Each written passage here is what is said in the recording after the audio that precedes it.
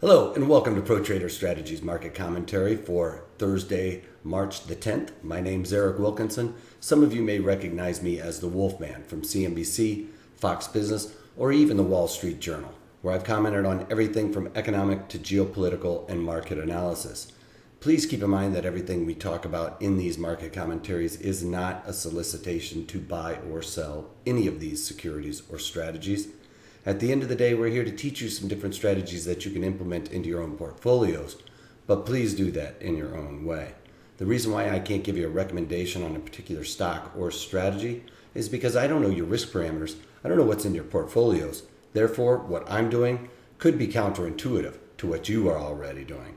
Having that out of the way, let's get this on. Not a whole lot of economic data today. For the most part, all we had were initial unemployment claims came in a little bit lower than expected, which is good. Natural gas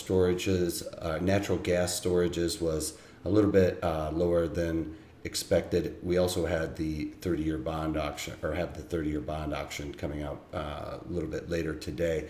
But none of those things really are going to be that big of a market mover. The big thing that we had today was Mario Draghi, who is, in a sense, the counterpart to our Janet Yellen, Fed governor. He is in charge of monetary policy at the European Union. So what he does is comes out and tries to stimulate the economy, stimulate that monetary policy.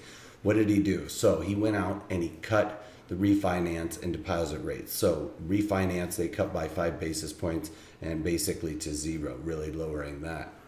The other thing that he did to try and not disappoint like he did in December was increased QE from 60 billion euros to 80 billion euros. So a big jump there, and that is per month. What they're trying to do with that is increase inflation to about 2%, which is their target.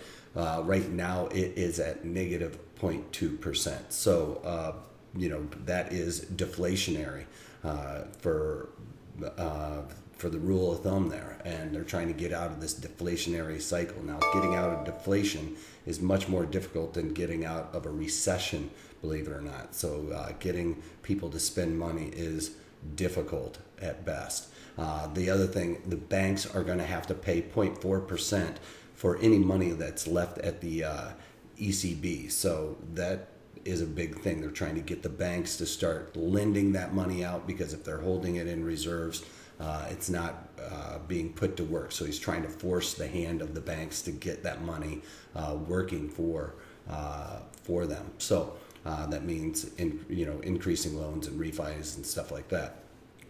Now, initially, the euro fell and the equities rallied on this news because it was much bigger than expected. And we'll see what's happening now.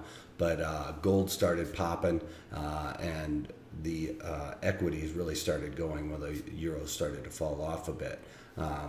So that all started happening when he basically said he doesn't see any further cuts in interest rates needed down the road. Overall, as you can see here, crude oil is on the lows of the day, giving back about half of the rally yesterday. These bars are just kind of lining up, but we'll have to see what happens. But that line in the sand of $38 that I've been talking so much about has held. That is a bit more of a resistance area than I thought. I thought it'd maybe at least go up and test 40, but does not look like that's going to happen anytime in the near future with the way that these markets are setting up. Now, as you can see here, this was the high of the day, really pushed higher, 43.50 almost, and that's in the NASDAQ /NQ. But as you can see, the market has slowly sold off, and now we're at the lows of the day, down about 34 points here in the NASDAQ. Onto the E-mini S&Ps, down about 13 here on the day, very close to the lows of the day. And as you can see on that announcement, the pre-market market really spiked higher, and then the euphoria, as you can see, came off a bit. So as Mario Draghi was speaking, the market really soared higher, and we've done nothing but take back those gains and give up some more. So the market really falling out of bed right now, with the E-mini S&Ps down about 12 points, as you can see on this daily chart here. couple of things that happened, like I talked about with gold, GLD here pushing higher on some of those comments. You know, I mean, anytime you start increasing quantitative easing, that's where the thought is that that money is getting watered down, and therefore you need to put your money in some of these assets like gold. So gold pushing higher. I am short a call spread here, if you remember, so a little bit higher. So I'm not being tested on that necessarily, but it's not really coming off very quickly.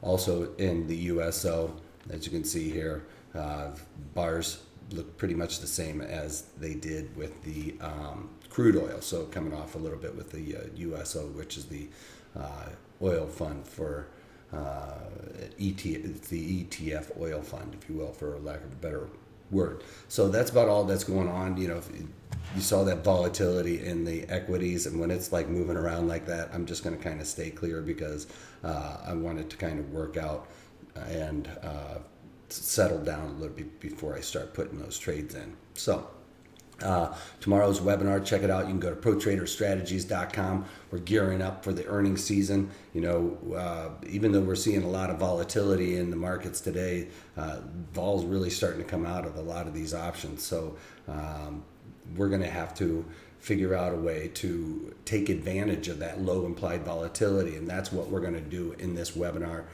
tomorrow. And we're going to talk about how you can set up your earnings trades right now when nobody's really thinking about it. Volatility is low, so we can take advantage of that vol spike when earnings happen. All right, so that's all I got for you today. Go to protraderstrategies.com, sign up for that. I love the back and forth, so get your guys' insight on some of the stocks that you're looking at, and we'll see if it fits with these parameters.